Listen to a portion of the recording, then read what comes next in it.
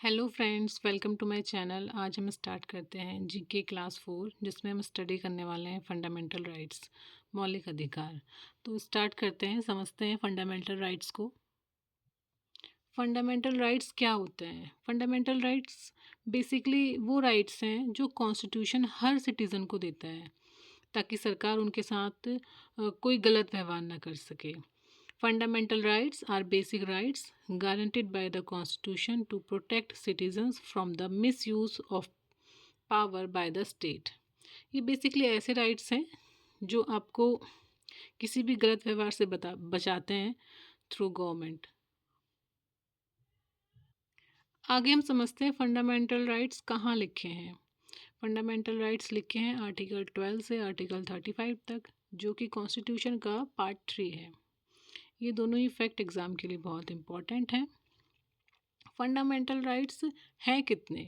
Fundamental rights अभी present में हैं 6 फंडामेंटल राइट्स, बट पहले 7 फंडामेंटल राइट्स थे, जिसमें से 7th नंबर के फंडामेंटल राइट को रिमूव कर दिया गया है। आगे समझेंगे कि 7th नंबर के फंडामेंटल राइट को क्यों रिमूव किया। पहले कितने फंडामेंटल राइट्स थे?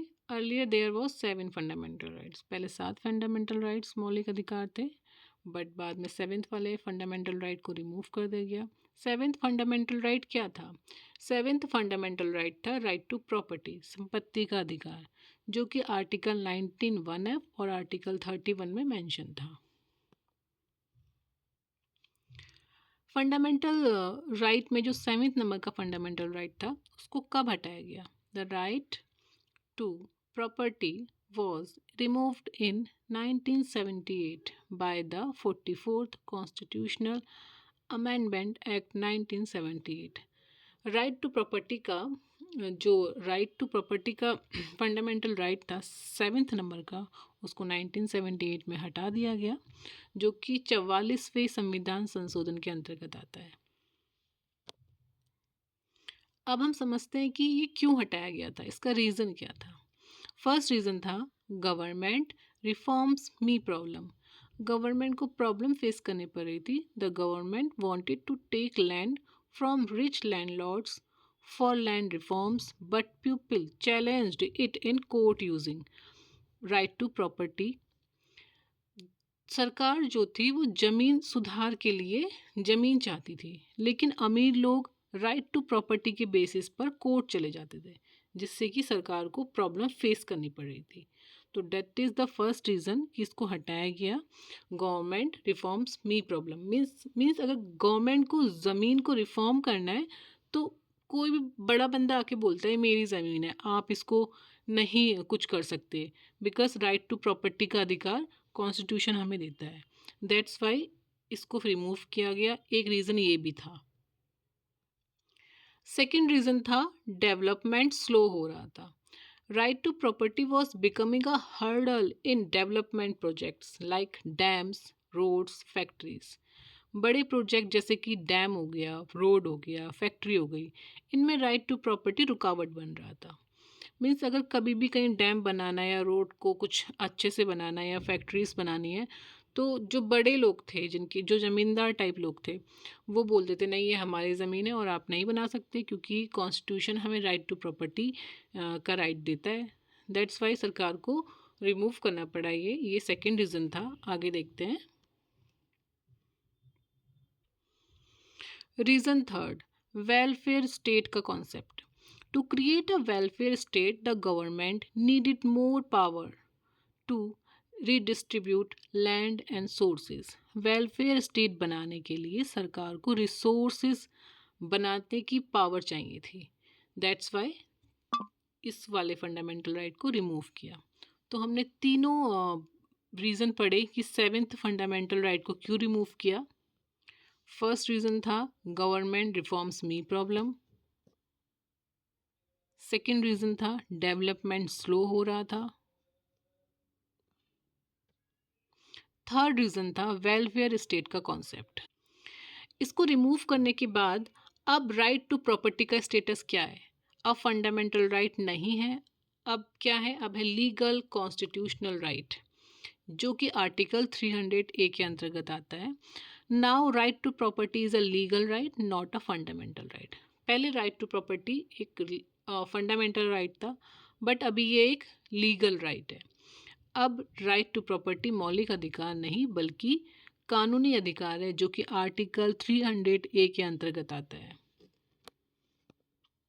एक बार इसको वन लाइन में समझ लेते हैं।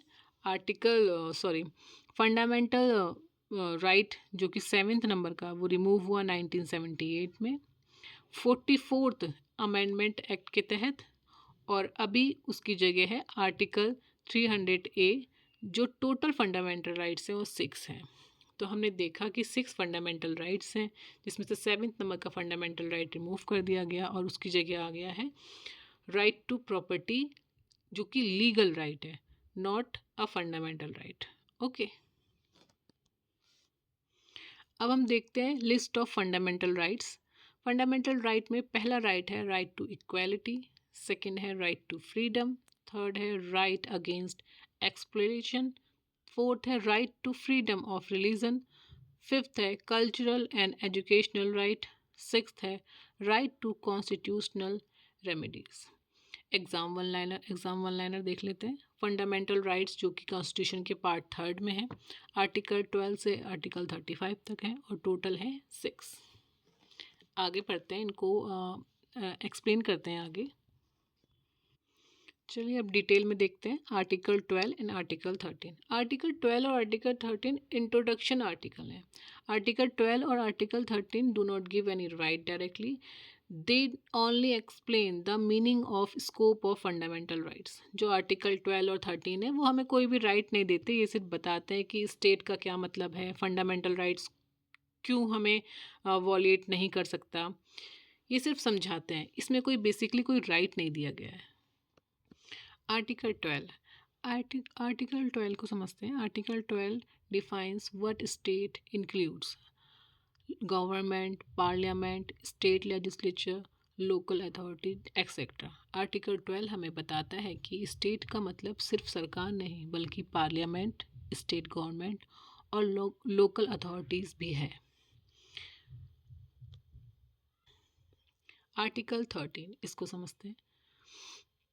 Law inconsistent with fundamental rights. Article 13 says that any law violating fundamental rights is invalid. Article 13 कहता है कि अगर कोई कानून फंडामेंटल राइट्स के खिलाफ है तो वो अमान्य होगा, इनवैलिड होगा। आर्टिकल 12 और 13 हमें सिर्फ इंट्रोडक्शन ही देते हैं। एक्चुअल राइट्स जो होते हैं, एक्चुअल फंडामेंटल राइट्स, वो स्टार्ट है आर्टिकल 14 से, जिसे हम आगे समझेंगे। राइट टू इक्वालिटी, आर्टिकल 14 से 18 तक राइट टू इक्वालिटी है। इसको देखते हैं। Right to equality means that all person are equal before the law. The government can not treat people differently on unfair grounds like religion, caste, sex और place of birth. Right to equality का मतलब है कि कानून की नज़र में सभी लोग बराबर हैं।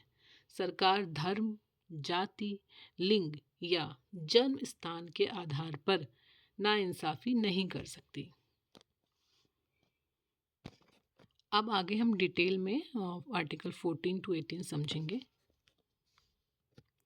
तो स्टार्ट करते हैं आर्टिकल 14 से। Equality before law. Article 14 ensures that law is the same for everyone. No one is above the law, whether rich or poor, minister or common citizens. Article 14 बताता है कि कानून सबके लिए एक जैसा है, अमीर हो या गरीब, नेता हो या आम आदमी, कोई भी कानून से ऊपर नहीं है। तो आर्टिकल 14 सबको इक्वालिटी देता है। नेक्स्ट है आर्टिकल 15।